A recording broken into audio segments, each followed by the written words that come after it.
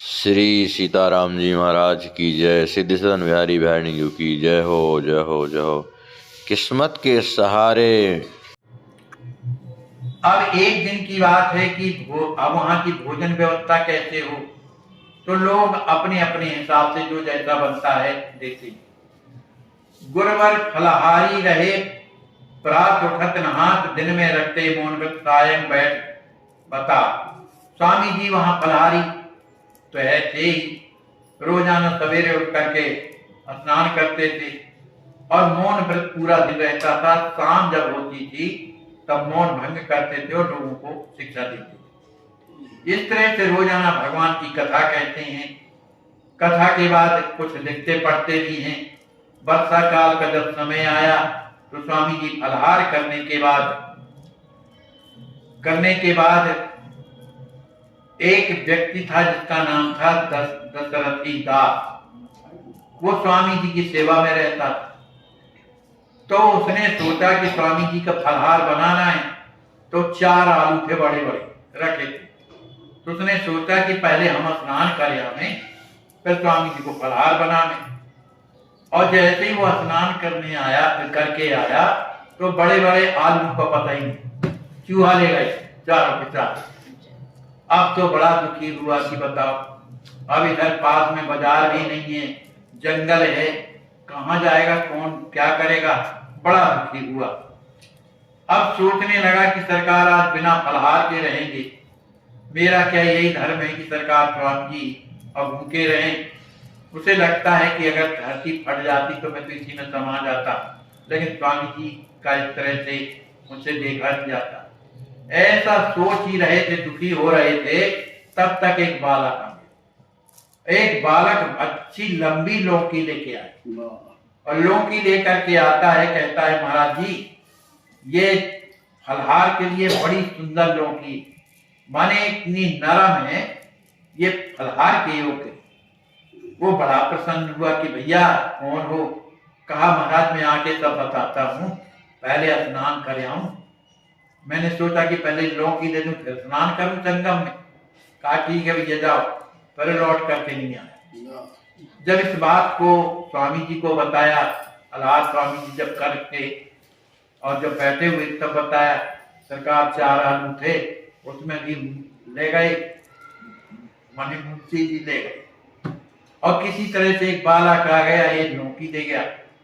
स्वामी जी कहें तभी तो हम कह रहे थे कितना स्वाद इसमें कहां से आया। अब तो स्वामी जी भाव में भर गए कि देखो इधर हमारी व्यवस्था करने वाला कौन। इस बात को हृदय में सोच करके स्वामी जी रोने लगे। इस तरह से किसी तरह से स्वामी जी क्या क्या फलहार में पाते, जब कुछ नहीं होता था तो जो पत्थर चटा होता है, पत्थर चटा, स्वामी जी उस पत्थर चटा की साग मंगवाते थे और उसी को पाते थे। कई बार ऐसा हुआ, एक बीरुथ नाम की कोई भाजी होती, उसको पाले, मानी ये खाने में स्वाद नहीं होता, केवल पेट भरना, तो इस तरह की पाले थे। एक बार स्वामी जी ने सोचा कि इस आश्रम के बगल में कहीं छाया नहीं, तो छाया ना होने के कारण यहाँ ठंडक नहीं रहती है, गर्मी का दिन। तो स्वामी जी ने एक शिष्य से कहा, चामदास से, कि तुम एक बरगद की डाली काट के ले आओ।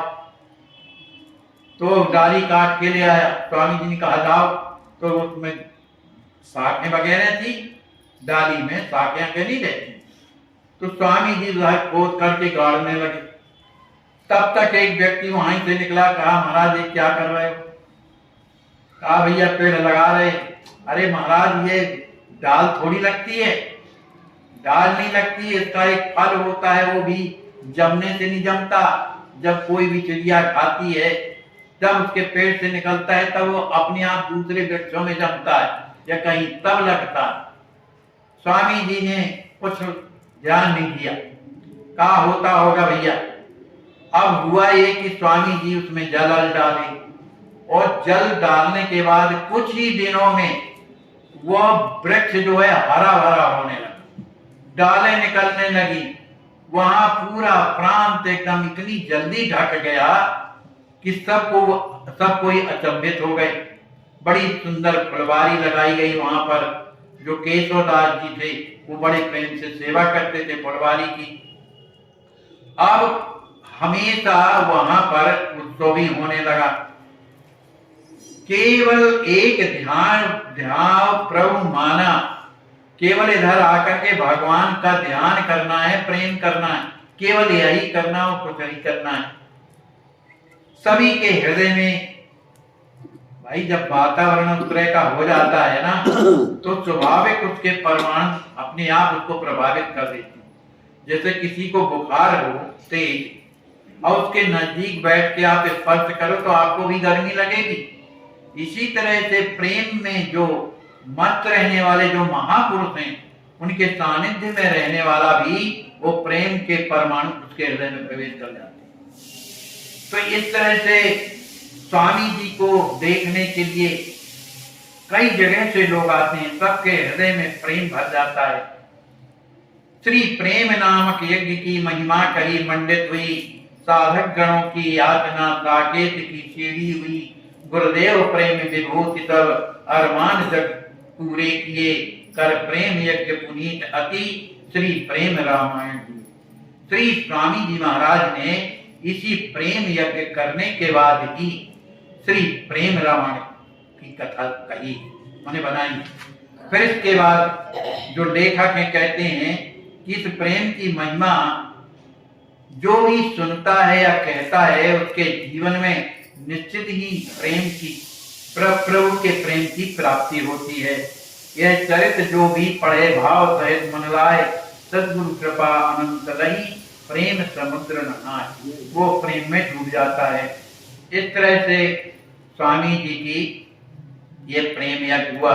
अब थोड़ी बहुत और कथा है प्रेम रथ की, आपको टाइम हो तो एक बार की बात है कि स्वामी जी अपना भजन करते थे, नियम पूरा करते थे, निश्चिंत रहते थे और वहां ही रह करके लेखन का भी कार्य करते थे।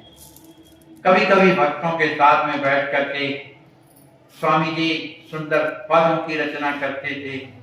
कभी भक्तों के सामने स्वामी जी गाने भी लगते थे। एक बार की बात है कि विष्णु दत्त नाम के जो भक्त थे उन्होंने स्वामी जी को अपने घर में बुलाया और एक सुंदर पालकी भेजी जिसमें सरकार पधार करके आए।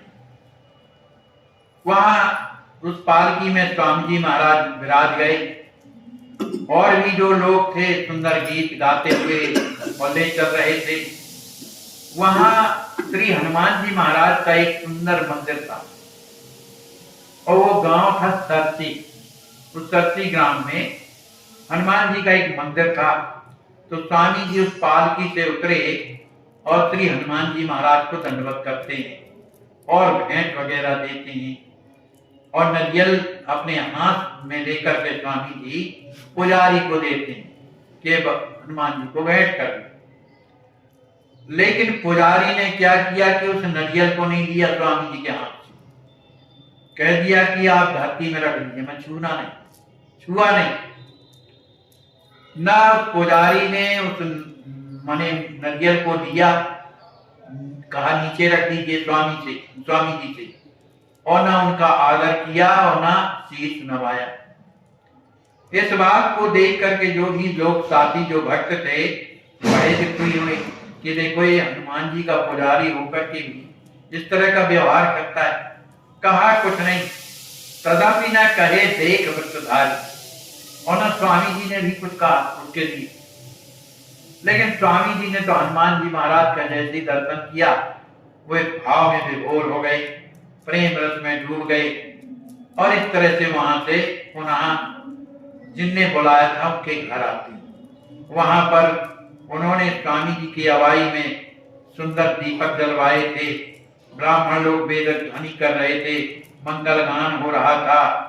सभी लोग बड़े प्रेम से स्वामी जी का दर्शन करने लगे और घर भी स्वामी जी के आगमन में सजाया गया है ना।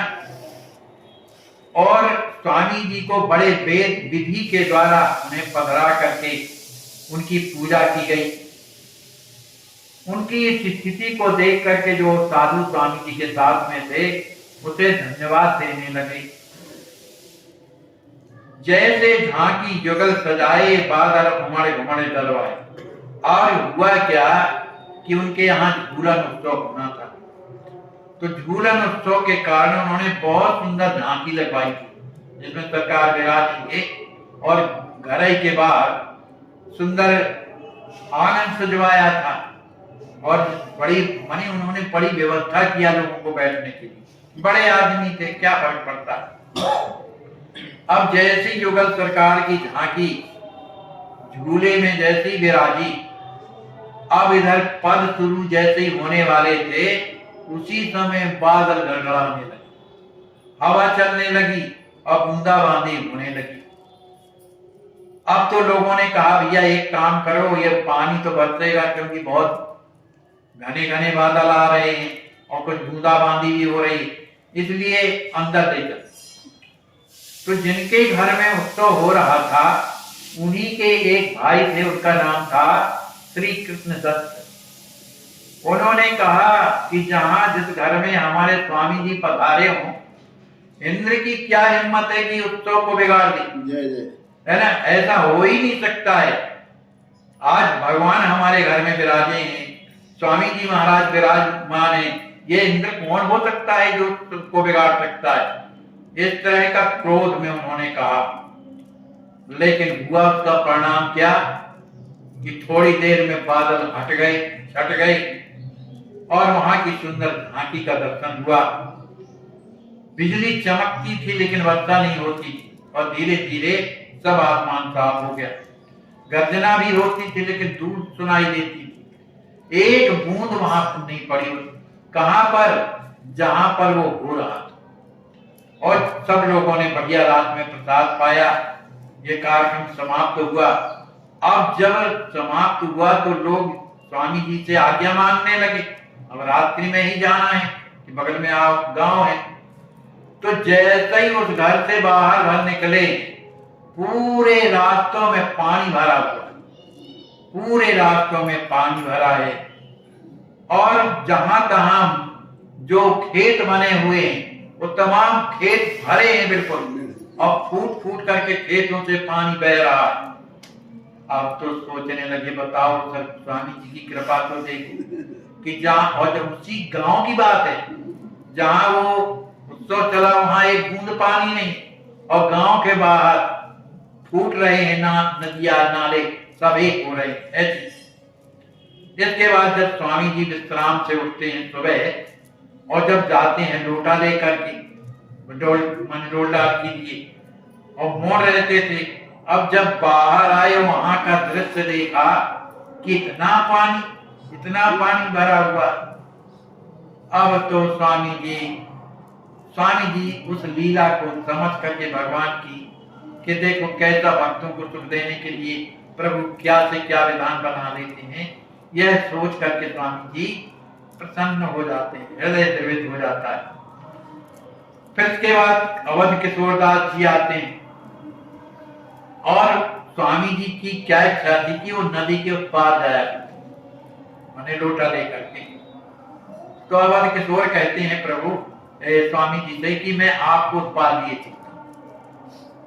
तो स्वामी जी ने कहा भाई इतना नदी में जल बढ़ गया और कैसे तुमने जल। कहा स्वामी जी आप चिंता ना करें, मैं अच्छी तरह से तैरना जानता हूं, है ना, यहाँ नौका तो है नहीं है। तो स्वामी जी को लेकर के और कौशल किशोरदास जी जाते हैं, हाथ ही पकड़ कर और ले जाते हैं, पार कर देते हैं। अब जो रामकृष्ण सेठ थे जिनको शेर मिला था, वो भी हिम्मत बांधे, उनको लगता है कि चलो मैं भी जाऊं उस पार, क्यों सरकार गई उस पार तो मैं भी जाऊं। तो वो जब चलने लगे तो वो पानी हो गया उसके सिर तक। अब वो तैरने लगे, अब तैरते ना तो आता नहीं था, बहने लगे। जब बहने लगे तब फिर स्वामी जी का नाम पुकारा, हे गुरुदेव बचाइए, हे गुरुदेव बताइए। इतना जहां कहा तो उस नदी में इतनी ऊंची लहर आई कि उन रामकृष्ण को उठा करके किनारे में फेंक दिया, माने किनारे लग गए। उनके जो कपड़े थे वो जरूर बह गए, जो बांधे थे सिर में वो बह गए। अब जब रात्रि में स्वामी जी की तेल सेवा हो रही थी तब इस चर्चा चली, तो सेठ जी स्वयं कहने लगे, सरकार मैं समझा कि जब आप निकल रहे हैं तो मैं भी निकल जाऊंगा, अब लेकिन पता नहीं कैसा क्या हो गया कि मैं उधर बहने लगा, लेकिन पता नहीं आप ही की कृपा एक लहर आई कि उठा करके मुझे किनारे पर फेंक। इस तरह से स्वामी जी के जितने शिष्य हैं सबके ऊपर कोई ना कोई घटना घटती है। स्वामी जी हमेशा कुछ ना कुछ लोगों को शिक्षा देते हैं। इसके बाद उत्सव का माने रात में तो उत्सव हुआ करता था, सभी कोई मंत्र जाप करते थे, उत्सव का रात में दर्शन करते थे, लेकिन जितने लोग भी रहते थे सब सेवा करती थे, माने जो भी गुरुदेव ने आदेश दिया उसका वो पालन करते थे। उनके हृदय में कपट नहीं था, माने हृदय निश्चल कब माना जाता है जिसके हृदय में कपट ना, भगवान हर के लिए नहीं किसी के प्रति इस तरह की भाव सबके हृदय में थे। स्वामी जी अपने परिक्रमों में बीच बीच में कभी हंसी करते थे, कभी कुछ बात कर देते थे।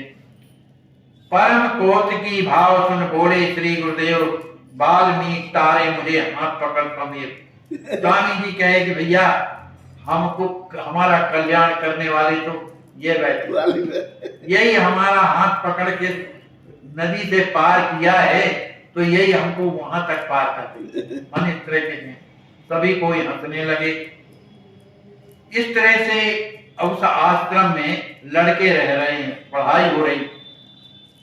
उधर क्या हुआ कि एक पेड़ में भूत रहता, वो भूत जो है बड़ा कभी रात में बड़े जोर से गर्जना करता, कभी कुछ ना कुछ पटकने लगता, कहीं कुछ करने लगता, जिससे वो बालक रहते थे तो बेचारे घबराने लगे, क्या किया जाए, कहाँ जाया जाए। उनमें से एक लड़का बोला, भैया एक काम करें, जहां स्वामी जी भजन करते रहे, और स्वामी जी इधर आ गए थे अयोध्या, कहा जहां स्वामी जी भजन करते हैं वहीं चला जाए। तो सभी कोई जहां से तो एक मकान बना हुआ था वहां स्वामी जी विराजते थे, भजन करते थे। तो जब उधर आते हैं तब वो भूत वहां पर नहीं पहुंच पाए, लेकिन कभी वो रोने लगता था दूर, कहीं कुछ ना कुछ किया करता। तो एक बार वहीं पर उनके जहां लड़के लोग रहते एक सर्प निकला, तो जब सर्प निकला तो बड़ा भयानक सर्प था, तो लड़कों ने किसी तरह घेर घार कर उसको मार डाला। जब इस बात का पता स्वामी जी को चला तो बड़े दुखी हुए। स्वामी जी ने कहा कि भैया अपने अगर कोई सूजी चुभोता है तो बोलो कितना कष्ट होता है, इसी तरह जीवन तो उसका है, आप लोगों ने मारा है, ये अच्छा नहीं किया, इसका प्रायश्चित करना चाहिए। स्वामी जी ने प्रायश्चित बताया, लोगों ने किया। अब जो रोजाना भूत परेशान करता था तो लड़कों ने स्वामी जी को पत्र लिखा कि स्वामी जी यहाँ एक भूत रहता है, डरवाता है, अब हम लोग क्या करें। तो स्वामी जी महाराज ने उसी पत्र में पीछे और कोई मंत्रांतर नहीं, ऐसे लिख करके दे दिया और कहा जा करके ये पत्र उन लोगों को दे देना, आज के बाद भूत नहीं आए।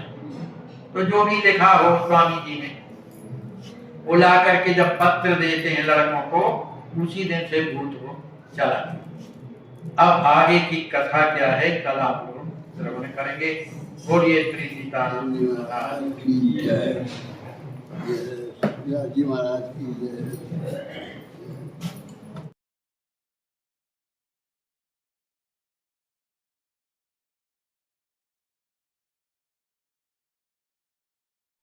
आपकी अस्वस्थ संत सेवा ट्रस्ट के द्वारा इन्हें लखनऊ मेडिकल कॉलेज भेजा गया है ऑपरेशन के लिए। बहुत कष्ट है, बिना ऑक्सीजन के इनके प्राण नहीं रह सकते हैं। आप सोचिए, आप विचार कीजिए कि ऐसे असहाय संत बेचारे जिनकी कोई सेवा नहीं करता, तो कम से कम आपके अस्वस्थ संत सेवा में आ गए हैं इस ट्रस्ट में, तो आप रात दिन उनकी सेवा कर रहे हैं।